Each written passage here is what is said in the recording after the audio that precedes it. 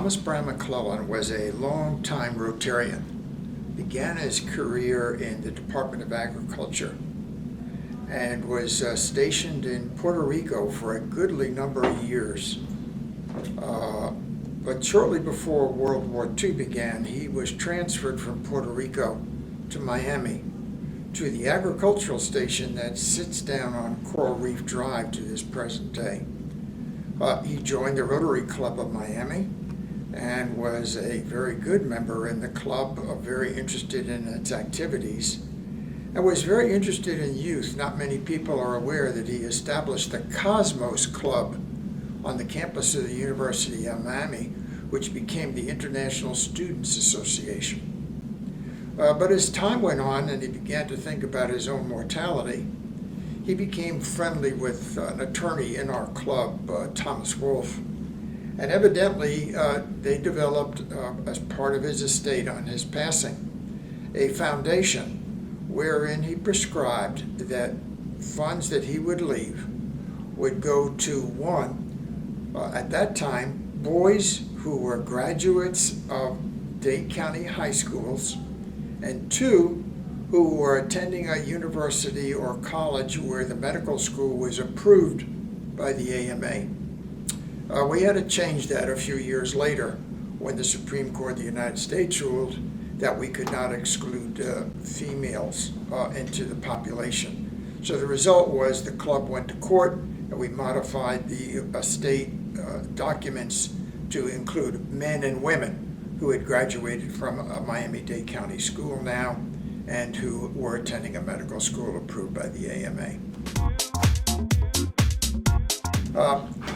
He passed away in the early 80s, I'm not sure the exact year, and when we opened up at the probation hearing of his will, the estate, we found, I believe it was about $1.5 million, which the club has grown to today probably just a little under $5 million today.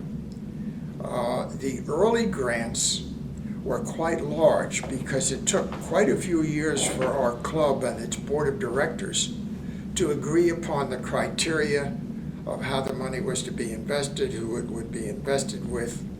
So in the early days, the first 2 or 3 years, we gave away grants that were in the $10,000 and $12,000 range, grants out of that fund.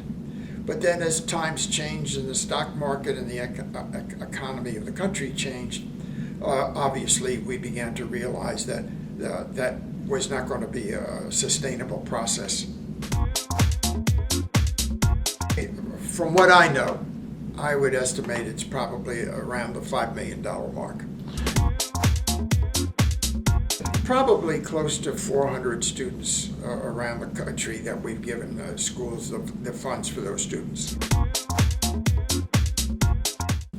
Well, basically what we do is we have sent out through the age that we now live in with the computer to all of the schools that have medical schools, and their financial aid officers take a look to see if they are graduates that came from Miami, graduated from a local high school, and that the school is an AMA school. So we have had over the years about 40 some odd schools that we have provided funds to for students that have come from those schools and met our criteria. Then the student applies to us with written documents, giving us their academic backgrounds, their histories, and then giving us some financial indications of what their financial needs would be for the club to consider. Right. They can find it through the website that our club has under the, you click onto the Rotary Club of Miami, it will give you a drop down to the Thomas Brown McClelland Medical Scholarship Program. All that information is available there, including the forms which are online.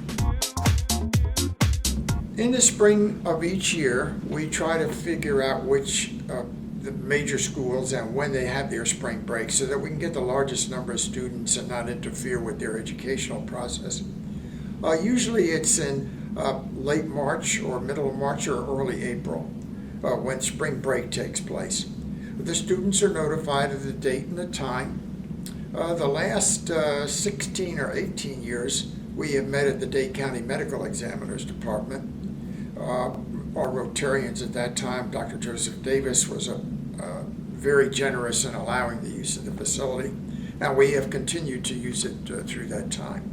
So the students come, and in groups of three with three Rotarians, we hold discussions with them in regard to their aspirations, what they think of their medical education, and what we're trying to do is get a sense of, out of the best, what truly are the very best of the best in order to award the funds that Thomas Brown McClelland set aside. They go directly to the university. It's in the student's name and with the student's number. And so that way we know that the money is going for the purpose, which is scholarship reduction in regard to the cost and expense of the medical school. I've seen some interviews over the long years I've been doing it from anywhere from 35, 40 minutes, and I've seen a few that went into an hour and a half, very unusual, but most are right around about an hour.